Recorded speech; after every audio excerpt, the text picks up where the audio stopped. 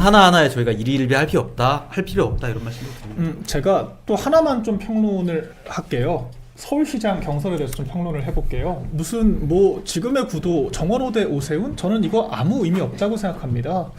정원호 구청장 같이 반짝 뜬 약간 루키들 같은 경우에는 올라온 속도만큼 빠르게 떨어질 수 있어요. 이를테면 이런 거죠. 우리 홍준표 시장 뭐라 하는 게 아닙니다.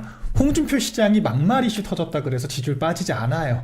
그러니까 이미 그런 것들이 다 선반영되어 있는 정치인이에요. 그런데 정원호 같은 사람들이 뭐 사실 뭐 멀끔한 이미지에 뭐 행정을 아무튼 잘한다더라, 뭐 도르, 이재명이 민다더라를 가지고 치고 올라와 봤는데 막상 경선 때 검증 들어가잖아요. 아까 좋은 얘기 해주신 거예요. 바로 그 차별화를 시도를 하잖아요. 후보들끼리.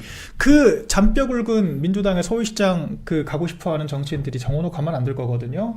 벌써부터 여러 제보들이 들어오고 있다고 저는 전해 듣고 있습니다. 재밌는 게 많아요. 그래서 오히려 정원호처럼 파헤칠 게 많고 파헤쳐졌을 때 즉각적인 반응이 올 수밖에 없는 신인들 같은 경우에는 오히려 위험 요인이 굉장히 커요. 저는 그래서 오히려 정원호 같은 스타일들이 경선 가까워질수록 더 좀 당내 평판이 좋아질 수가 없다라고 생각을 합니다.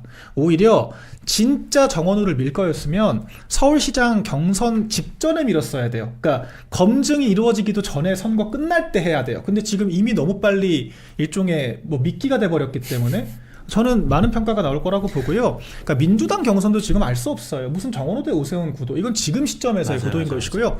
그리고 오세훈 시장도 마찬가지예요. 아까 제가 말씀드렸던 것처럼 지금 당권을 둘러싼 무슨 계엄 사과를 둘러싼 쟁점이 핵심이 아닙니다. 대다수의 저관여층 서울 시민들의 관심사는요. 지금 오세훈 시장이 시정을 똑바로 하고 있느냐. 그러니까 이 밀린 재개발 재건축 같은 어떤 교통 이슈 같은 것들을 잘 해결하고 있느냐. 이런 걸 지금 바라보고 있습니다. 그리고 우리 당의 후보들도 경선할 때는 지금이야 흐린 눈 하죠. 말 안 하고. 저처럼 대놓고 얘기하겠죠, 앞으로. 경선 가까워지면. 그런데 오세훈 시장님 뭐 계엄 사과하고 뭐 합리적으로 하시는 거 좋은데요. 근데 이건 왜 그러셨어요? 이런 정책은 왜 그렇게 하셨습니까? 6년 동안 서울시장 4선 하면서 이런 것들은 왜 해결 안 하셨죠? 라고 물었을 때 답변해야 될 책임이 있는 수성의 위치에 있는 게 오세훈 시장이에요. 지금 남 품평할 때가 아니라고요. 그러니까 이런 구도로 봤을 때 앞으로 서울시장 경선도 굉장히 치열해질 것이고 지금이랑 구도가 완전 달라질 거예요. 그리고 오세훈 시장처럼 이 정권의 부동산 실패에 같이 결부될 수밖에 없는 인물이 아니라 정말 새롭고 대안을 제시할 수 있고 실제로 부동산 어떤 정책에 성공해 본 적이 있는 이력이 있다면 더 좋겠죠.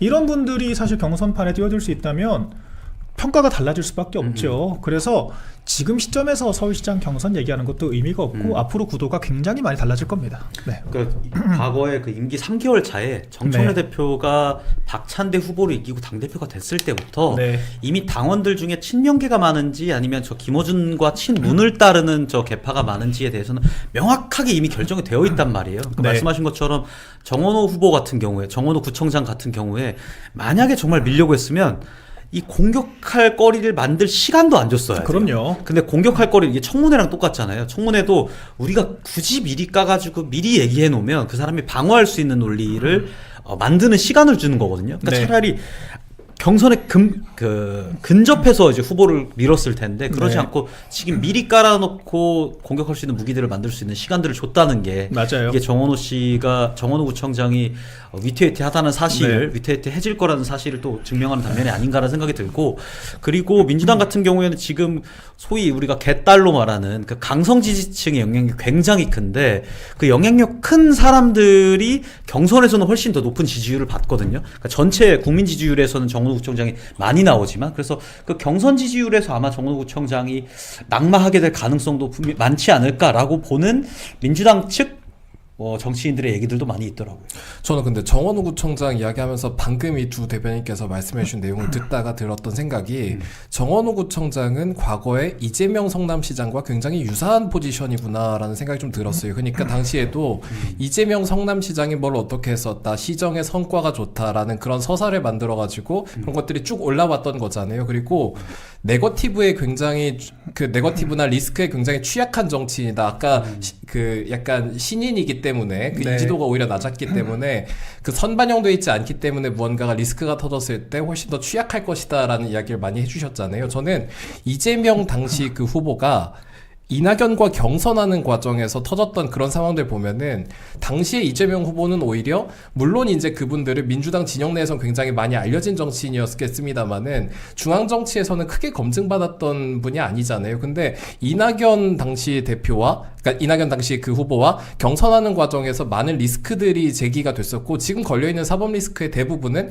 그때 노출됐던 거잖아요. 근데 아까 박민영 대변인께서 짚어주셨던 것처럼 제보가 굉장히 많이 나오고 있다고 하는데 사실 그분이 어떤 잘못을 해왔는지에 대해 특히 인지도가 낮은 분이 어떤 리스크가 있었는지에 대한 것은 당 외부에 있는 분들이 알 수 있는 내용들은 별로 없거든요. 그래서 그렇죠. 결국은 우리가 이낙연과 이재명이라는 그 정치인들 간의 경선 과정에서 벌어졌던 일들이 이재명의 사법 리스크가 됐던 것처럼 결국 정원호 구청장도 비슷한 상황에 처할 수가 있겠구나라는 좀 생각이 들었습니다. 그리고 뭐 뉴비고 뭐를 떠나서 일단 경찰 팬 거는 드러난 사실이잖아요. 그렇죠. 경찰을 때릴 그런 사고를 가지고 있는 사람이 사실 그 일반인들이 하기 쉬운 상상 말이 안 아니거든요. 되죠. 네. 그런데 경찰을 때리는 사람이 다른 어떤 사건들이 없을까? 그래서 우리가 합리적으로 생각을 해보면 그냥 많이 나올 것 같아요. 일단은 이 차이가 있어요. 우리가 후보가 결정되면요, 좀 결함이 있더라도 보호를 합니다. 이를테면 대통령 후보가 결정되잖아요. 못 바꿔요. 그렇게 되면은 네거티브가 들어와도 보호를 해요. 그런데 당내 경선에서는요, 아무도 보호해주지 않아요. 오히려 부추기고 더 공격을 하죠. 그렇기 때문에 이 경선 과정 지켜보는 게 상당히 흥미로울 거고, 그러니까 아까 우리 이윤기 부대변인이 말한 것처럼 사실 당내 치부들은요, 본인이 자기 입으로 하기 부담스러우면 우리 쪽 언론을 이용을 합니다. 그래서 네, 뭐 많은 제보들이 들어오고 있다라고 저는 전해 듣고 있어요. 그래서 기사화가 되기 시작하면 뭐 저희 야당도 가만히 있지 않겠죠. 근데 야당도 그때 바로 때리면 하수예요. 그럼요. 이 사람이 그 후보 될 때까지 기다려야 돼요. 어차피 민주당이 알아서 싸울 거기 때문에 우리는 이제 너덜너덜한 상태로 필드에 나오면 그때 막타 치면 되는 거예요. 이제 표현하자면. 네. 제가 오늘은 좀 평론가 모드로 하고 있습니다. 그래서 뭐 우리가 맨날 대변인 이렇게 약간 각 잡고 얘기만 할 수는 없으니까요. 그래서 오늘은 안 그래도 이렇게 좀 내부에서 돌아가는 상황들이나 일들에 대해서 좀 내부 분열이 일어나는 게 저는 제일 변수라고 생각합니다. 아까 얘기했던 것처럼. 그렇기 때문에 저 막 남들이 뭐라고 하든 말든 그냥 흘려 들으시고 오히려 넓은 마음을 가지시면 될 것 같아요. 저도 이제 화가 나지만 그래, 너네들이 열심히 장도혁 대표 경험치 먹이면서 키워주고 있다 생각하면 한결 너그러워질 수 있습니다. 아, 저렇게 난리를 치는데도 장도혁 대표가 버티고 있구나 라고 하면서 더 응원해 주시면 된다. 야, 근데 듣고 네, 보니까 그 장도혁 말씀드려요. 대표가 1.5선으로 당대표에 당선된 것도 네. 테크트리를 사실 역대급으로 빨리 찍은 사람인 건데 여기서 또 한 번 그렇게 빠른 폭풍 성장을 하게 된다는 거. 그렇죠. 박민영 대변인 말 듣고 보니까 일리가 있는 것 같고. 네. 그리고 우리 박민영 대변인 평론가 모드를 일주일에 한 번 정도는 꼭 했으면 좋겠네요. 네, 좋습니다. 유익합니다.